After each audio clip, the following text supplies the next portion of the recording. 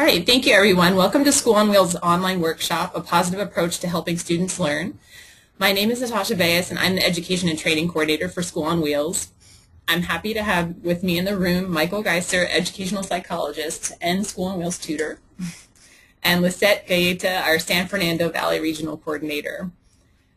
Michael will be presenting some tips and strategies for encouraging positive behavior, and the rest of the hour will be dedicated to answering your questions. For the purpose of sound quality, all participants are currently muted. You have the ability to ask questions using the questions pane shown here. Simply type in your question and hit send. We'll select the order for the questions and read them aloud. Please keep your questions brief and to the point so we can have as many individuals participate as possible. If we don't get to your question, feel free to email it to myself or your regional coordinator after the workshop.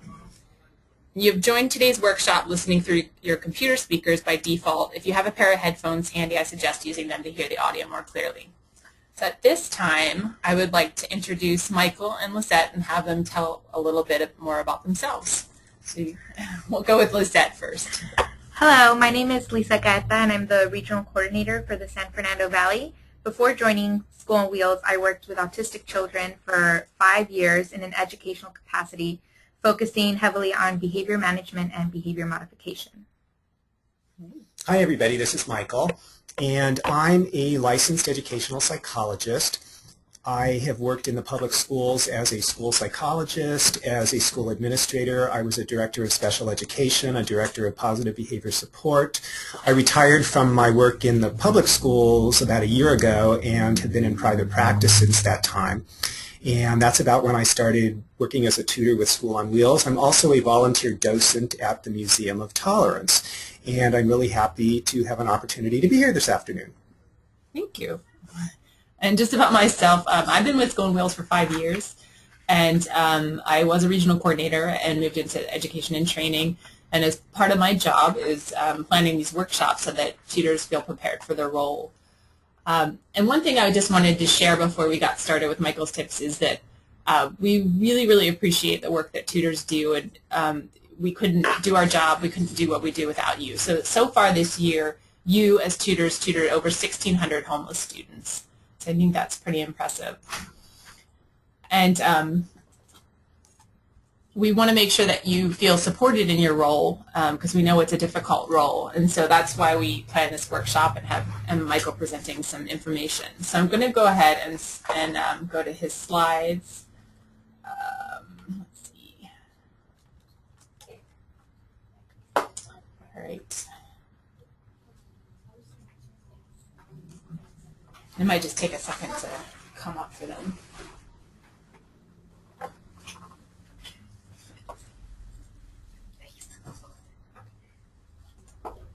Oops, sorry. All right. So you can go ahead and start here. Okay. Well, I want to point out to everybody that the company that I work with is called Educational Psychology Associates, and it's got my name and the website there. And if any of you have any questions that you want to talk further about, I would be more than happy. If you want to call me, you can get the phone number on the website or actually just email me. And any question, any information you want more about, or even if you want something specific from the presentation tonight, just don't hesitate to contact me.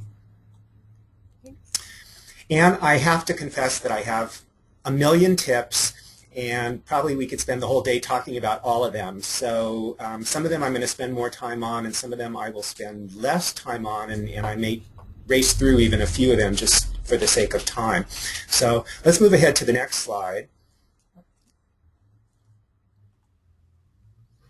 And I think this is probably obvious, but it's just so important to be prepared, both in terms of having the materials with you that you think you're going to need for your tutoring session, and also being prepared sort of in terms of your attitude. It's really helpful when you come in with an open mind that your student might not be walking in the door with the best attitude, and they may not be ready to work. So you have to be willing to take the time to kind of help them adjust, help them feel good about starting the tutoring session.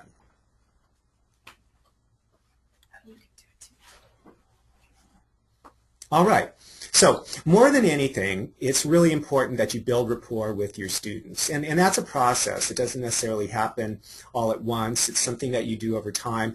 But I think it's just so important, and I'm a tutor myself, so I go through all the same trials and tribulations and frustrations that you do. It's important to let the student know that you want the session to be fun and that you're not trying to be another one of their teachers from school who's looking for them to make the grade, and you're looking to, get on them for bad behavior and send them to the office. So you want them to know that you're all about making it fun and exciting. Okay, so one of the questions that I always ask people when I'm talking about building rapport is, how hard are you willing to work for somebody, whether it's your boss or it's in a relationship with a family, a friend, whatever. How hard are you willing to work for somebody that you don't respect or you don't trust or care for? So it's really important that when you're working with your student that you're building confidence, you're building their trust, you're building their respect so that they really want to work for you. Because if they don't trust you and they don't respect you and they don't feel reciprocally that you trust and respect them, then they might even be trying to sabotage the sessions and make it harder for you rather than make it go smoothly, and then everybody loses out. So that rapport and relationship is just so important. And what you say a lot of times, or most of the time, is really not even as important as how you say it. You can say something very kind to somebody in a way that doesn't sound very sincere or supportive, and you can also say something that's maybe a little bit critical, but is said in a very loving, caring way so that the student knows that you really care about them and that you're just not trying to get on their case. So think about everything that you say and ask yourself, how would I feel if somebody said that to me? Would I feel motivated? Would I feel like I want to work for this person? Or would I be thinking, darn, you're making this hard on me, I'm going to make it hard on you. That's not the relationship we want. Okay. Students believe what we tell them. And that may sound obvious or it may sound crazy. I'm not sure everybody hears that kind of a statement from a different perspective. But children of all ages, whether they're students of ours or in a completely different relationship, they believe the messages that they get from the adults around them. So it's very important that when we talk about students, we don't characterize them as maybe lazy people or having a bad attitude or not caring. It's really important that we use words that let them know we think that they're smart, we think that they're capable, we think that they're lovable, they're valuable, all of that sort of thing. But we focus on specific behaviors. So if somebody's not working very hard and you think, wow, they really could be trying harder, it's so important to say, wow, I get frustrated when somebody who I know is as smart as you doesn't try his hardest. Do you think you're really trying your hardest right now? Rather than maybe saying, gosh, it seems like you're kind of lazy today. What's the problem? Because you don't want to attack their character, because after a while they start to believe those messages. We want them to believe that they're smart, capable, but that, sometimes maybe they're not always working up to their capability. So actually this next slide really kind of says what I just said. We want to talk about behavior, not a person's character. So we talk about somebody maybe doing something dishonest as opposed to being a dishonest person. And there's a really big difference. If I say to somebody, well, you're a liar, that has a much different effect than if I say, I'm not sure if what you're telling me is the truth right now. Because one assaults the person's character, and as I said, children believe those kinds of messages when they hear them over and over. The other is just asking a question about something they've made a decision or choice to do. Okay.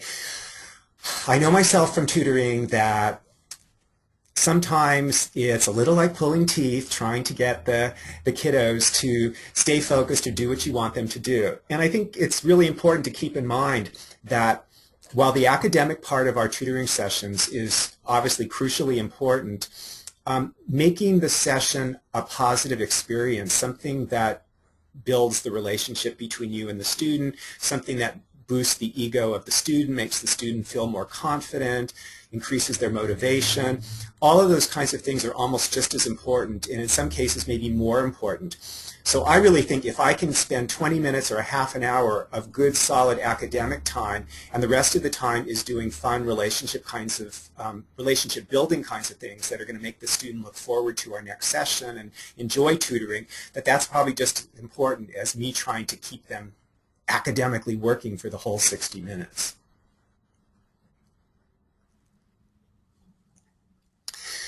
So when a student is appearing to be not motivated or not trying their hardest, one of the things that it's important to do is to ask yourself, does this seem like it's a can't do problem, or is it a won't do problem? Or maybe it is a little of both. Sometimes students really can't do something, it's hard for them, and think about it, when something's difficult for you to do, how easy is it for you to stay focused on it and continue doing it when you just feel like you're not good at it? And your behavior is going to start to reflect that. When a student has a can't do problem, then that's really important for us to let them know that we understand that this is frustrating, this is difficult to do, and let's go back and review, let's do some more practice, and with time you'll get really good at this. And it helps even to say things like, yeah, I remember when I first was learning this in school how difficult it was a challenge, but over time I got better at it. But when you have the sense that it's a won't do problem, meaning that the student really has the skills to do it, but they're just, for whatever reason, they're not motivated, they're not cooperative, then you have to figure out how can I encourage the student and work on their motivation. And that's where it's really important sometimes to step back and say, okay, maybe now is when we have to do some more rapport building and confidence building and veer away a little bit from the direct academic approach.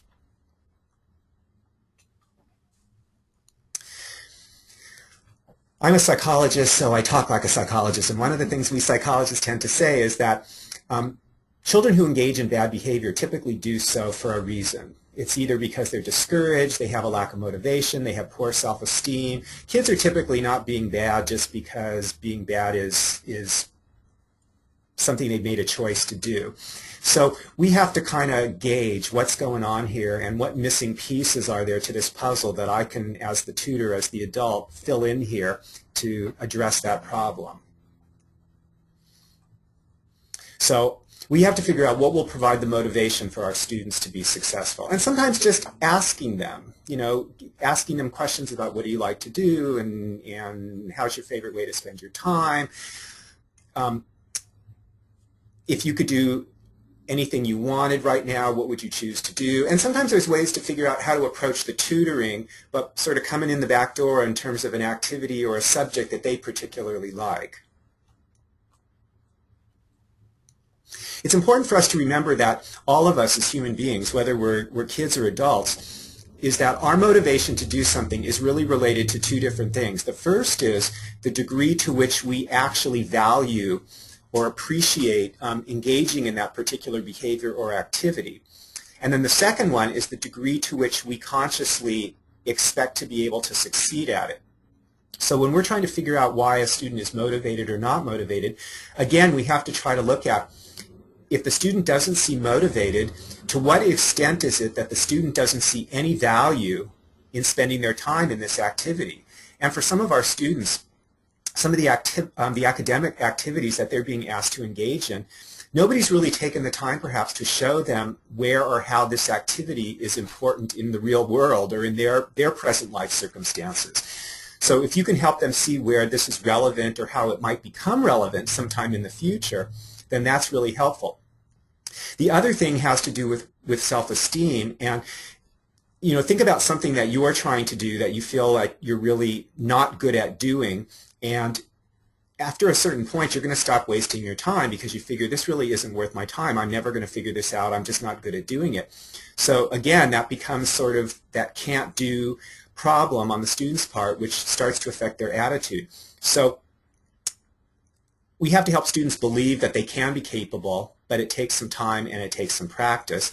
And sometimes breaking a task down into smaller units is what we need to do, because their behavior isn't that they're just trying to be bad or nasty, it's that they're frustrated with their own difficulty that they're experiencing. So Kids need to be encouraged every single day, and I think all of us as human beings really need to be encouraged every day. And think about kind of like brushing your teeth. You all, I'm sure, brush your teeth every single day. At least I hope you do, and you probably brush them a few times every day. And we invest a lot of time and energy in taking care of our teeth. So say you went to the dentist and the dentist examined your teeth and said, "Wow, you've got a few cavities," and you were feeling really kind of frustrated and discouraged because you thought, well, wow, I spend so much time and trouble taking care of my teeth and now I've got a few cavities. Stop and think, would your solution to that be that you're just going to stop taking care of your teeth?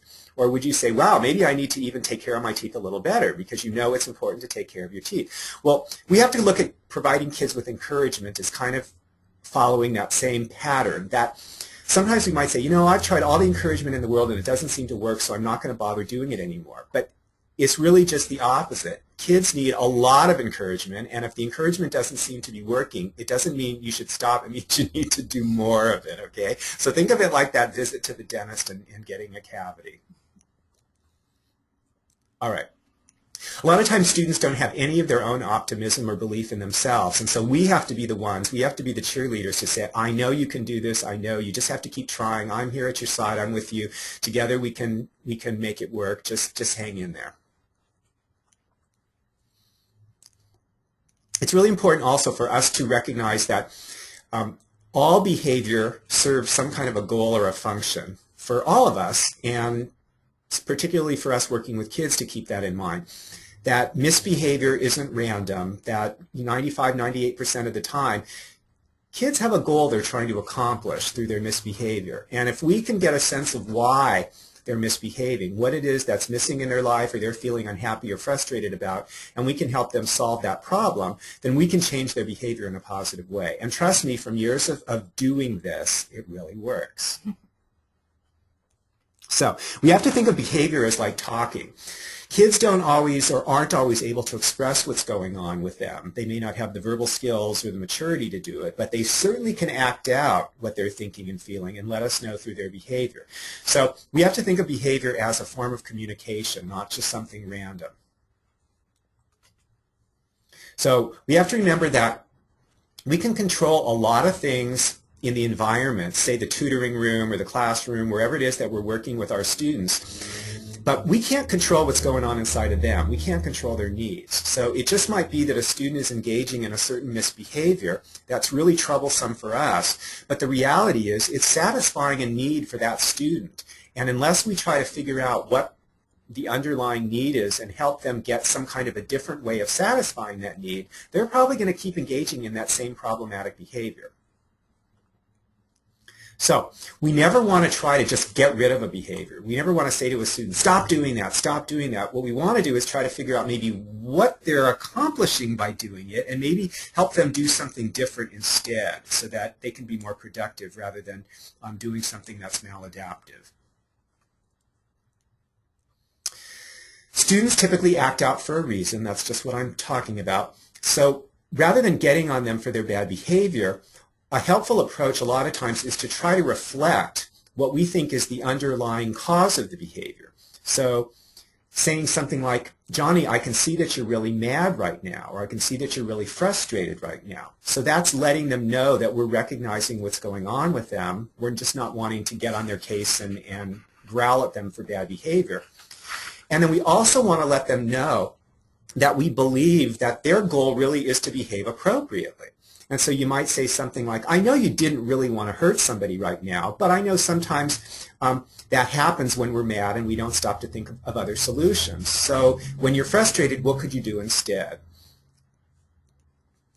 And when we're trying to think of what's behind students' misbehavior, I have an acronym that I follow, and the acronym is TAPES. So the T stands for tangible kinds of things. So sometimes kids misbehave because there's something that they don't have that they want, whether it's from somebody else or it's just they don't have it immediately and it's something they want to get their hands on. The A stands for attention or a recognition, and sometimes kids do what they do just because they're trying to get attention.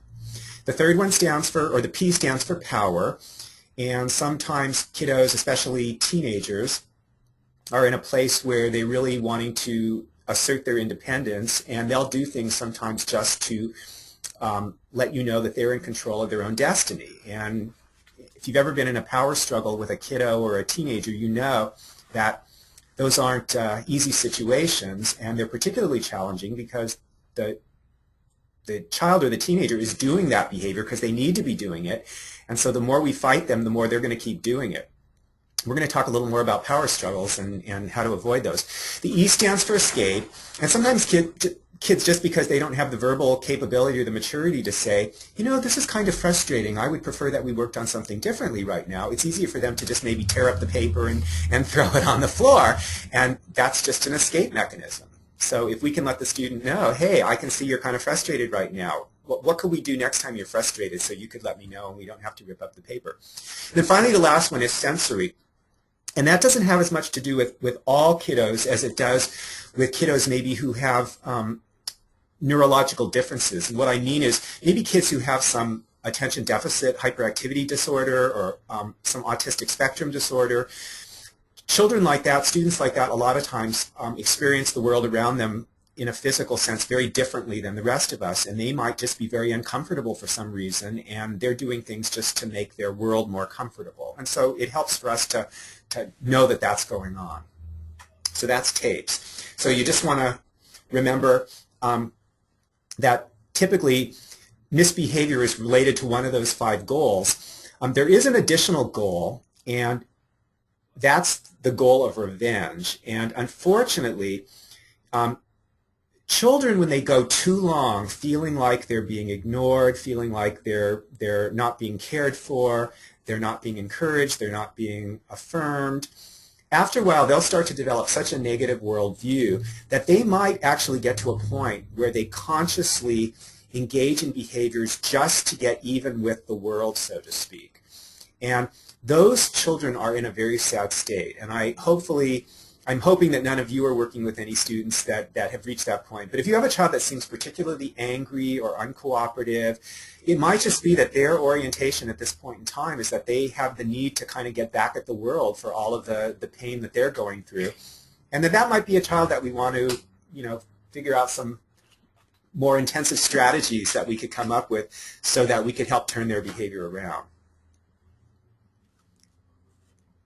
So think about it. If you're feeling kind of incompetent, you don't understand the work, it's hard, you're frustrated, everybody seems to be smarter than you, it might be more satisfying for you to act like you're the badass dude in the class or in the tutoring group than to let people see that you're not maybe as smart or as competent as you'd like to be. So it may just be that some of the kiddos are acting out just as a way of masking or hiding their feelings of inferiority when it comes to academic kinds of things. So always keep that in mind. That's why it's so important for us to reinforce the idea that learning is always difficult and that learning new things in particular, but they get easier over time. This gets a little bit complicated, but if you see a student that you're working with is having a certain kind of an orientation, maybe a student that seems to be kind of angry all the time, I like to take these sort of personality traits and sort of turn them upside down or turn them around and find maybe the positive underlying trait that goes with that less positive trait and let the student know that I appreciate that about them. So if I have a student that I'm working with that seems kind of angry, I'll actually say to them, wow, you're a really passionate person. You do a lot of things that demonstrate for me you're very passionate about your feelings, and that's really great because passionate people usually make big changes in the world, and that's wonderful. And a lot of times that student will just look at me and go, really? That's a good thing? Wow. And then it just sort of turns around the relationship and it starts making them feel better about themselves. Same thing, if you have a student who's sort of like the clown, who's always got to be laughing and being silly and making a joke, then I'll say, wow, you're really a great comedian. That takes a lot of intelligence to be a good comedian. Wow, I'm impressed. If I'm working in a group situation, I might say to that student, you know what, let's take 5 minutes at the end of every session and let you do a little bit of stand-up for the rest of us because you're so good at entertaining us. It makes us all feel really good.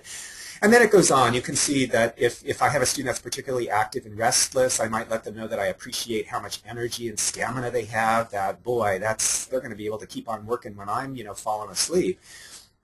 And if I have somebody who seems kind of rigid, they don't seem very flexible, they always have to do everything a certain way, I might let them know that I appreciate that they're so dedicated and persistent in how they do things.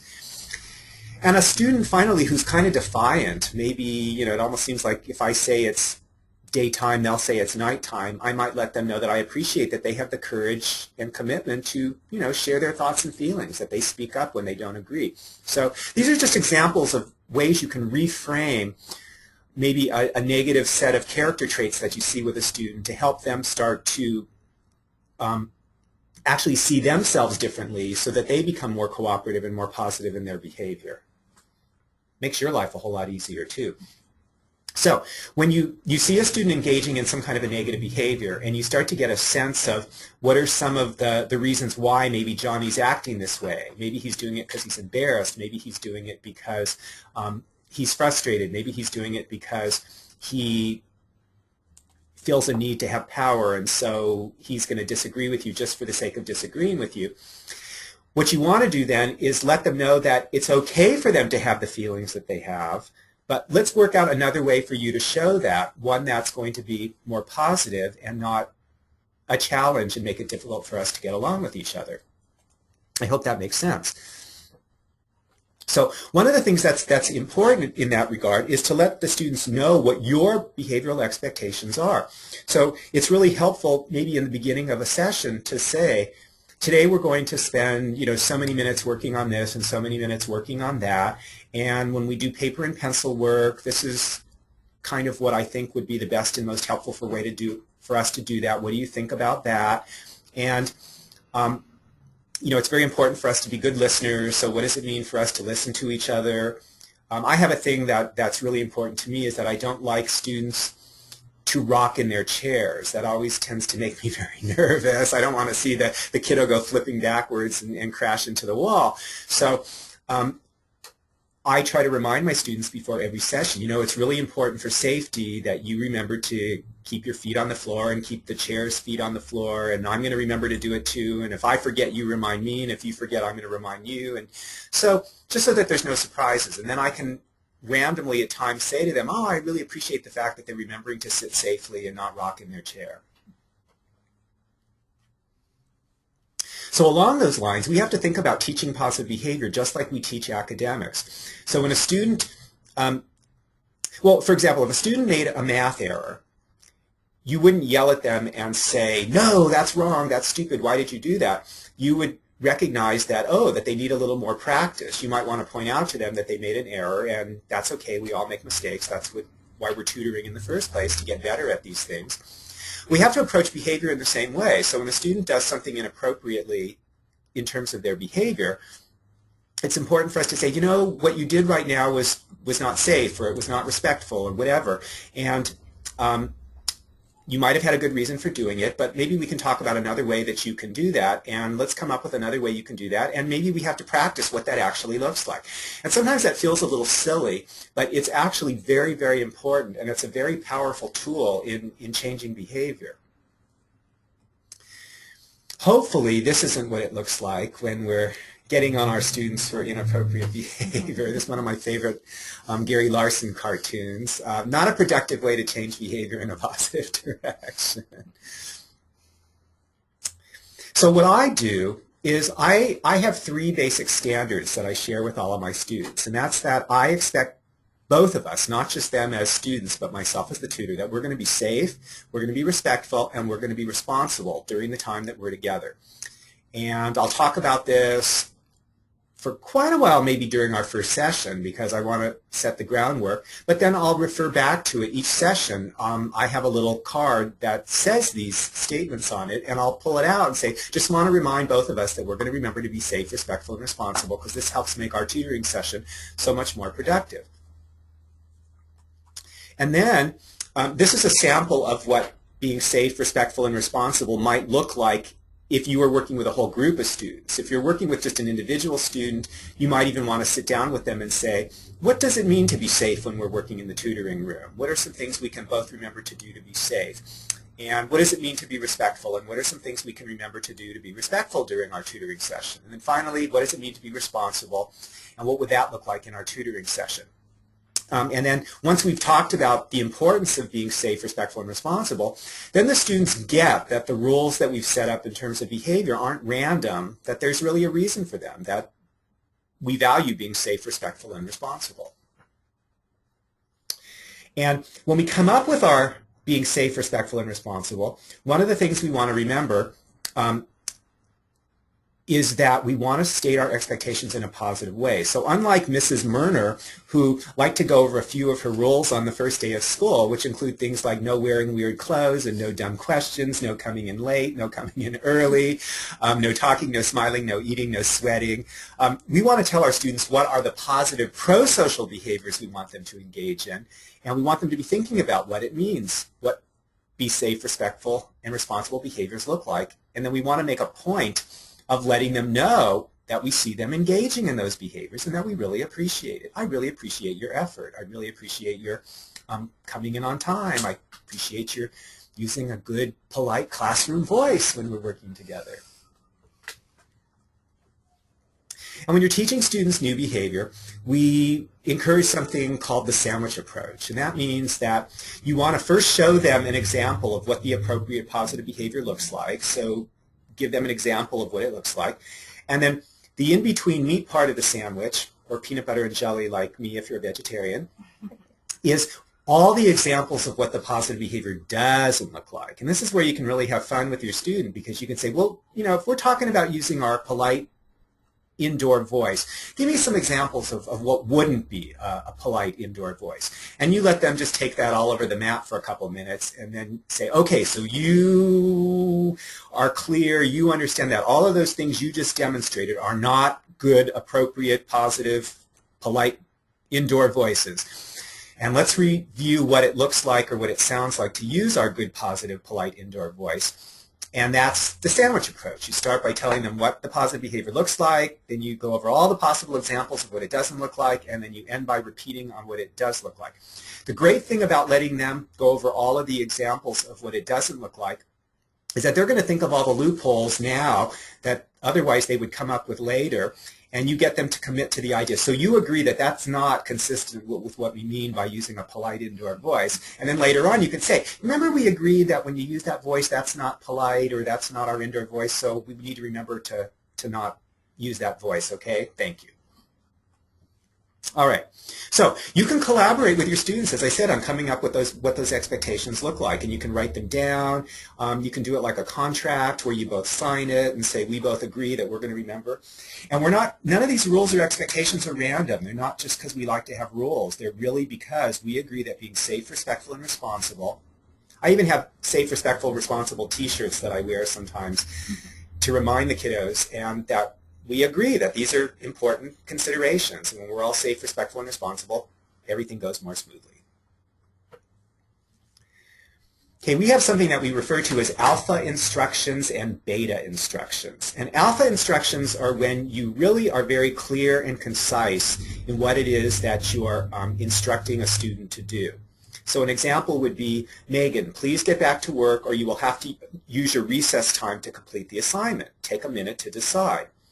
Well, that's as opposed to a beta instruction, which would look like, not again, Megan. How many times do I have to tell you to get to work? This is your last warning. Next time, I'm going to put a check by your name, and that'll mean another time out. Oh, what am I going to do with you? Let me tell you something. Don't ask students questions like, what am I going to do with you? Or, not again, Megan. Because the really clever students are going to answer you, and they're going to come up with an answer that you're not going to like, and it's going to make it actually more challenging to try to deal with their behavior. So rather than asking them, how many times do I have to tell you, what am I going to do with you, you just want to remind them of what the appropriate behavior looks like and what it is they're doing and why it isn't consistent with the appropriate behavior. And we want to do it simply and clearly. And if I'm working with a child and I'm getting to the point where they're being so uncooperative, where I feel like I have to give them an ultimatum, then I'm going to do it sort of like this. You know, Megan, we agreed that we were going to spend 10 minutes working on these math problems, and our time is not up yet. So you have a choice. We can continue working on these math problems for another 3 minutes until the time's up, or we can skip our computer time at the end of the session. We just won't have any computer time. So you take a minute and decide. And then I'll pretend that I'm just doing something else completely. I'm looking at my cell phone, or I'm working on some problem on the paper or whatever. And then I'll, a few seconds later, look up and say, so what do you think? Hopefully Megan's going to say, oh, okay, I'll get back to work. Oh, thank you, Megan. Good choice. Let's get back to work now. And that's a strategy that almost all the time will work. And those kinds of instructions are much better than command instructions. Because think about it, when somebody tells you, do this, do it right now, how cooperative do you feel, or how much do you feel like you want to sort of please that person when you feel like they're shoving something down your throat? So if you can pose a instructional statement in the form of like a choice, like, how would you like to do your math right now as opposed to your reading? Which one do you want to start with? That right away kind of avoids the possibility of a power struggle. Because if you say, okay, we're doing math right now, then it gives the student the opportunity to say, oh, I'm sick of math, I've been working on it all day, I don't want to. So right off the bat, giving them a choice eliminates that possibility. It's really good to set goals for each session too. So if you can start off the session by saying, okay, you know, it's 3 o'clock now, we're going to work till 4 o'clock. We're going to spend 15 minutes on math, we're going to spend 15 minutes on reading, we're going to spend a half an hour on social studies because you have your big report coming up, and we're going to make sure we worked on that. So let's watch the clock, and how much would you like to accomplish today? Do you think you can get all your homework done? Just getting the student to be thinking about setting goals. That's not only helpful and important for the actual tutoring session, but it's a really important skill that's going to help them to be successful in school and just in life in general. Some of you have heard of being a visual learner versus an auditory learner versus a tactile kinesthetic learner. And the truth of us all is that all of us have different learning styles, but really all of us learn best when we're really engaging our entire brain rather than only part of it.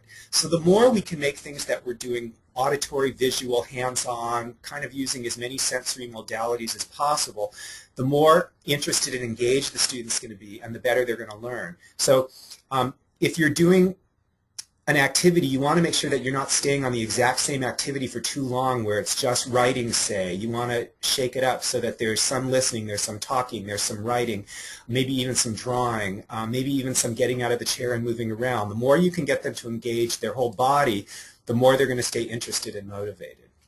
And the better they're going to learn the material, too. These are just a couple of quotes from a couple of very important names that you might or might not recognize. William Glasser, who was a clinical psychologist and a very important educator, said that we recall only 10% of what we read, 20% of what we hear, 30% of what we see. We retain 50% of what we both see and hear at the same time, 70% of things that we discuss with others, 80% of things that we experience personally, and 95% of what we teach others. So, and that's actually based on some research studies. And so what I do with that knowledge is that I try to make sure that any skill that I'm working on with my student during tutoring, that I take a little time to get them to teach it to me. Okay, you teach that to me. You pretend you're the teacher and I'm the student. You need to teach me how to do that. And the kids usually have fun doing it, and it's a great way for you to check to see do they really get it. But more importantly, it's actually a way to help cement it in with them that they're learning it better than just doing the assignment alone. And there's another quote from Albert Einstein: all learning is experience, everything else is just information. So really what he means is that just stuffing our heads with knowledge isn't important, is how we take all that knowledge and use it in our experience.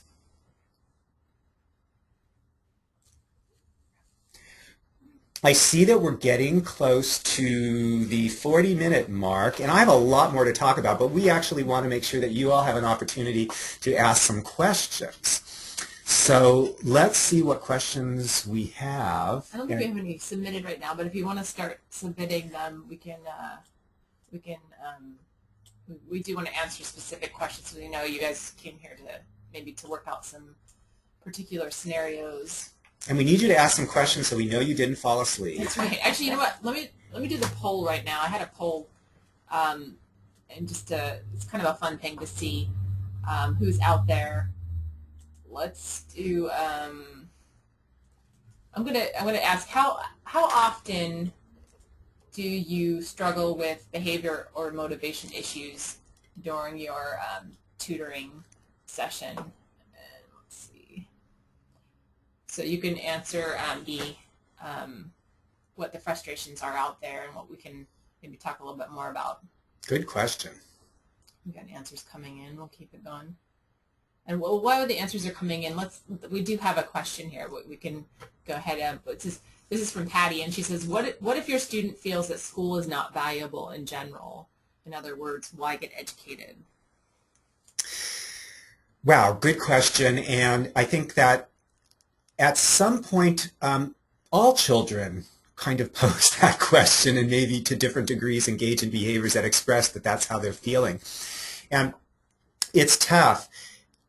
I think the only thing you can really do with that is to try to get from the child what it is that they're really interested in, what is it that they like to do outside of school, what career goals do they have, and help them see where and how their education really does fit into the reality of their life and what it is that they really want to do and that they really want to be.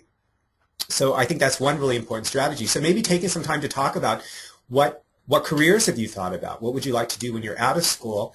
And then maybe doing some research with them where you're actually, even on the internet, looking for what kind of training, what kind of knowledge, what kind of expertise is required for that.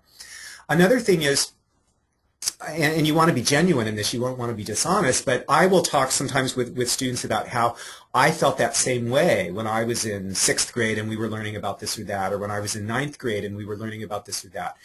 But now as an adult, I very often am reminded of things that I learned in school, and even though they didn't always make a lot of sense to me at the time that I was learning them, now as an adult I look back and recognize, wow, I can see why it was so important for me to learn that, because now I can see how that helps me when I'm doing this or I'm doing that.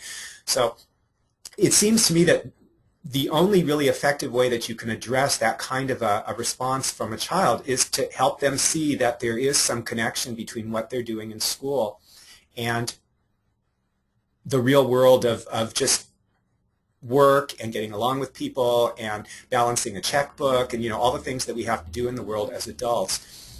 And also to validate their feelings, you know, just to say, I know it can be very frustrating sometimes, or it can be very boring sometimes, and, you know, sometimes you just have to push on through, and later on you're going to see the benefit of it. And just to look at the poll, it's just interesting that 31% said frequently they deal with behavior and motivation issues. 44% said sometimes. 25% said almost never, so that's fortunate, but 0% said never. So, okay. You know, this is an issue that's you're not alone in, and so we want to make sure that you feel supported, and we can, you know, we can always answer individual questions. Just you send them through your regional coordinator. And Michael said he volunteered to answer questions, follow-up emails. So if there's something you want to ask him, please just send it in after we're done.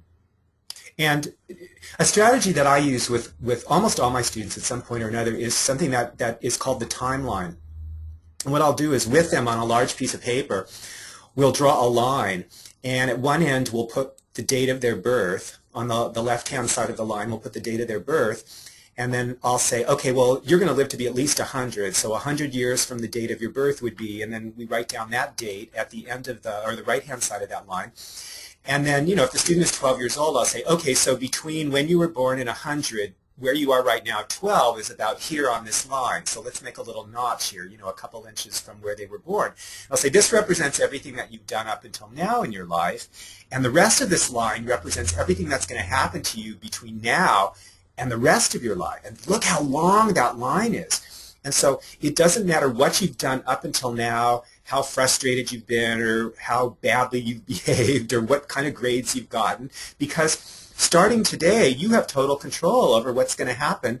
Not total control, but you're going to have a lot more control because you have all these years ahead of you. So don't worry about what's gone on before. Let's start thinking about what we can do right now and next week and the week after that to make your life the best possible experience. And I think particularly for some of the kids that we're working with in our tutoring program here, whose life circumstances right now maybe kind of suck, it's important for them to recognize that the life that they have ahead of them is so much longer than the life that they lived so far. And kids have a hard time grasping that. But seeing it visually makes it a lot more understandable to them.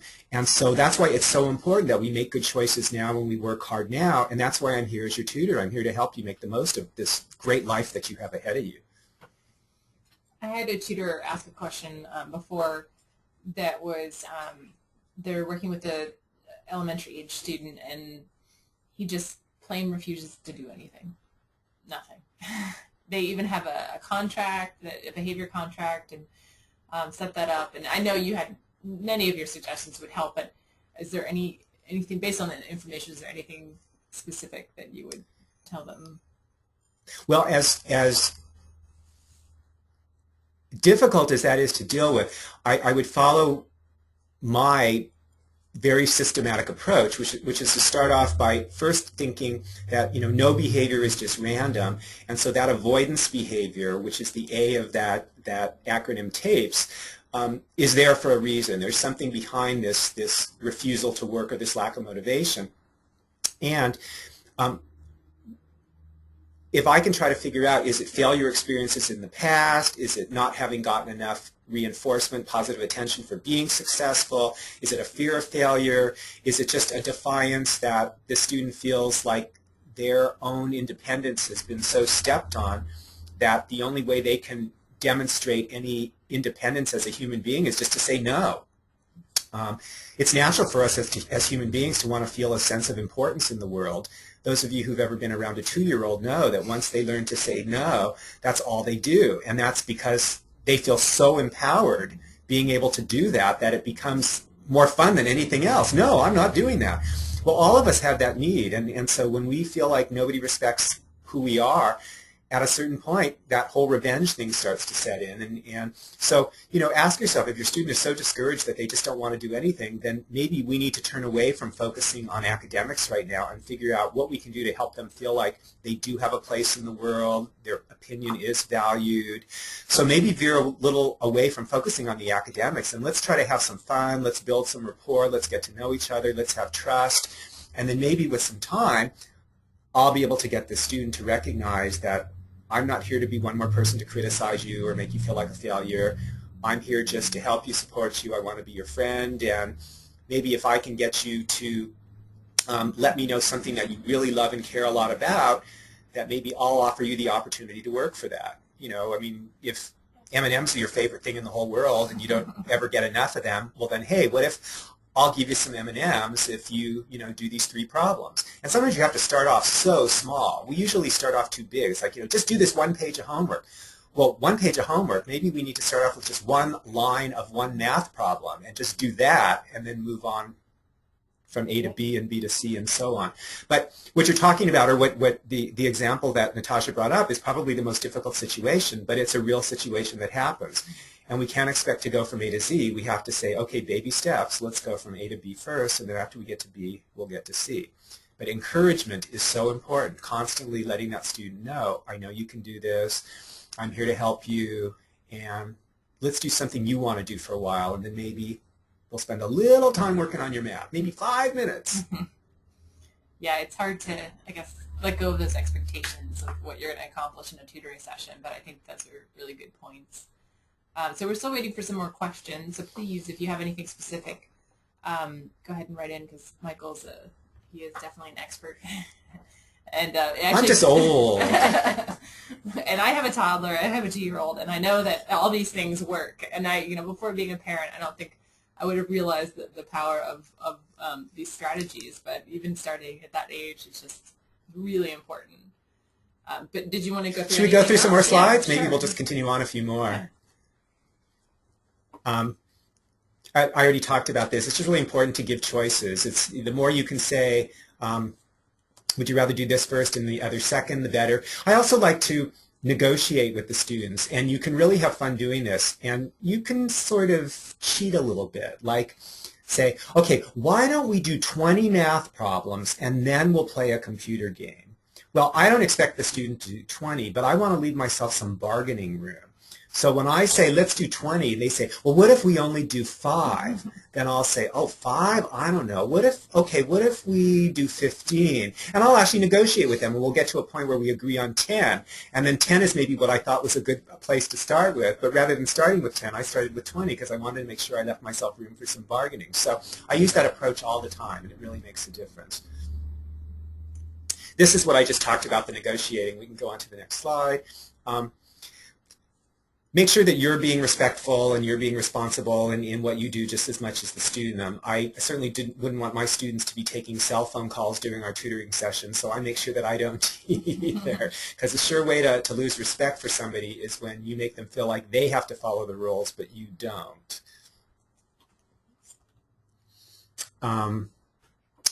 What you do speaks so loudly, they can hardly hear what you're saying. So you want to make sure you're being a good role model of being studious and paying attention and being on time and all those things. I'm going to skip ahead through a few of these. Okay. Reinforcement is the most powerful consequence or tool that we have to mold and change children's behavior. And a lot of times we forget to reinforce students' positive behavior. We just sort of expect that they're going to do the right thing, and then if they don't, then we let them know, hey, you're not paying attention, or hey, you're not doing the right thing. And it's sort of analogous, if you think about it, to playing a game. What if you got together with a friend and they said to you, hey, I know this great new card game that I want to play with you. And you sat down and they said, okay, I'm just going to deal the cards and we'll start playing. And you're thinking, well, what is this game? I don't know the rules. And so you're thinking, okay, well, maybe I'll just figure it out. And so they deal some cards and they discard and they do a few things. And then you go and discard thinking that's what you're supposed to do. And they go, no, that's not right. That's not how you play the game. Well, that's kind of what it would be like if we didn't tell our students exactly what appropriate behavior looks like, and we didn't let them know what they were doing the right thing. But then when they did something wrong, we jumped on their case and said, hey, that's not what you're supposed to be doing. So we have to assume that there's no behavior that a student can't and shouldn't be taught, no matter how basic it seems, even if it's like just asking to use the restroom. What's the appropriate positive way to do it? And then say, thank you, I really appreciate how you were polite and didn't just get up and walk out. Lots of praise, lots of affirmation, lots of positive attention. That's what's going to get them feeling like they want to be cooperative. And there's a science behind this, and people are always surprised to hear this, but there's many, many studies that have been done over probably the last 40 years that show that we really need to follow a ratio of 4 positive interactions with our students to every 1 corrective interaction that we have if we want to have them improve their positive behavior or start to engage in more positive behavior. Okay, so that's 4 to 1. That's a lot of positive behavior from us. Okay, so if a student is spinning around in their chair, say, rather than telling them again what you don't want them to do, stop spinning around in your chair, you might want to say, hey, Johnny, I really need you to keep your eyes and body focused on your book, because remember, that's what we agreed was the responsible way to behave, or that's being safe. So that's giving me an opportunity to correct their behavior, but do it in a positive way. So that would actually count as 1 positive and 1 corrective. Because when they say, oh yeah, I forgot, you can say, thank you, I appreciate it when you remember to follow our rules. A lot of times when people hear that we're supposed to give children 5 or 4 positives for every 1 corrective, that's a little bit like bribery. Like, do kids really need that much positive? Aren't they supposed to know what they're supposed to do? Aren't they supposed to just do the right thing without us always telling them and rewarding them? Well, I like to make sure people know the definition of bribery, because this is taken right out of Webster's dictionary. Bribery is a monetary inducement to perform an illegal, immoral, or unethical act. So encouraging children or rewarding them, complimenting them for positive behavior, I don't think falls under bribery. So. No. All right, here's our friend Dennis the Menace. How come I never get caught being good? And I think that's what some of our kids who are so discouraged are thinking. You know, why bother ever doing the right thing? Because nobody ever pays attention to me when I do the right thing anyway. But boy, they sure get on my case when I do something wrong. So you know what? I might as well just do the wrong thing, and then I'll get some positive attention or negative attention or any attention. Okay? Again, when you have to give somebody some corrective feedback, try to remind them what it is that you want them to be doing. So if somebody's yelling and they shouldn't be, you want to remind them, please remember to speak in your indoor voice, and then thank you for cooperating. And then when they show you that they can do their indoor voice, it's very helpful to say these 3 statements. And the first one is, that's a perfect indoor voice, which shows me that you're really good at using an indoor voice. And it's really helpful for all of us when you remember to use your indoor voice. Thank you. So we have to really make a point of following up on our corrective feedback by giving them an opportunity to correct what they've done and then give them lots of positive attention, because what we want them to take away is that they get more attention from us when they do the right thing than when they do the wrong thing. We only have about 2 minutes left, so I wanted to check in with you and see if there's a final thing that you wanted to focus on. Or? Well, the final thing is, and it's about 25 slides away, but that's okay. We'll just wing it here. Is that you really want to make sure you leave yourself a little time, that we're doing right now, to sort of debrief and end things on a positive note. So I like to say to my students, well, we worked on math today, and we worked on reading, we worked on science, we got a lot done, you got almost half your homework finished, that's great. It was a great session. What did you like best about it? What would you like us to do differently next time? And hey, this was really fun for me. It was great to see you. I'm looking forward to coming next week. You always want to make sure that you end it on a positive tone. So their last experience of that session is a positive one as opposed to something frustrating or discouraging. And that's what I would say is the final thing for us to focus on. Okay, that sounds great. Any other questions from us here? All right. Well, I really appreciate this.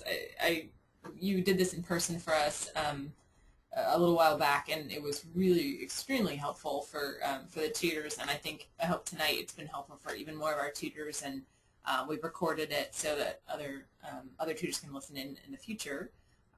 So I just want to say thank you again, and I'll follow up with an email for those who attended, and I have Michael's handouts and some of the tips on a sheet, so I can get that up there out to you and also on the website. And yeah, thank you. My pleasure. Thank you for asking me. It was fun, and I congratulate all of you tutors for the great work you do. And again, encourage you, don't hesitate to contact me through my website if you have any questions or concerns about anything. All right. Thank you. Thank you for joining us. Bye-bye. Bye.